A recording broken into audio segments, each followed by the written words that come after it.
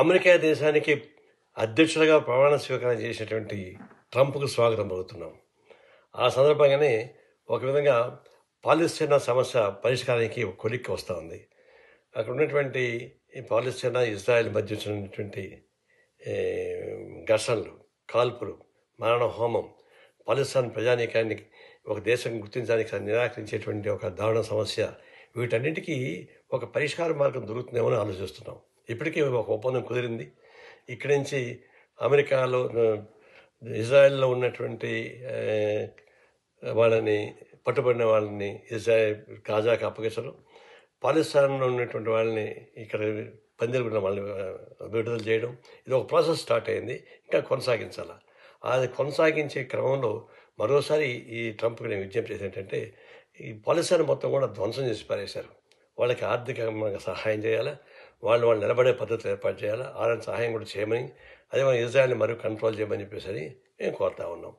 రెండవది, అటు చైనాని, ఇటు పనామాని, వీటన్నింటినీ కాల్దుబాలని ప్రయత్నం కొంచెం చేస్తున్నాడు. అండ్ అలాంటి జోలికి పోవాల్సిన అవసరం లేదు. ఇంకొకటి ఏంటంటే, ఈ ఒకవైపున మేము ప్రమాణ స్వీకారం చేసే ముందే అమెరికన్ సుప్రీంకోర్టే ట్రంప్ అవినీతిని నిరూపించి ఒక సూసెస్ పాస్ చేసింది. మామూలుగా ప్రమాణ స్వీకారం చేయకూడదు, కానీ వాళ్ళ చట్టాలు వేరుగా కూడా ప్రమాణ స్వీకారం చేసుకున్నాడు. అంతెందుకు, అంతకుముందు బైడెన్ అధ్యక్షుడిగా ఉన్నాడు. ఆయన ఒక గంట ముందు పదవి విరమణ చేసే ఒక గంట ముందర వాళ్ళ కుటుంబ సభ్యులపై ఉన్న కేసులు మొత్తం రద్దు చేసుకుని వెళ్ళిపోయాడు. అది ఇటు జరుగుతూ ఉంటుంది.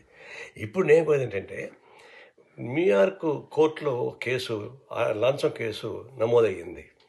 అది భారతదేశం ఉన్నటువంటి ప్రముఖ పారిశ్రామికవేత్త అదాని ఈ అమెరికా గడ్డ నుంచి ఆంధ్రప్రదేశ్ ముఖ్యమంత్రిగా ఉన్నటువంటి, గత ముఖ్యమంత్రిగా ఉన్నటువంటి జగన్మోహన్ రెడ్డి గారికి లంచం ఇచ్చారని చెప్పేసి అని తేలింది.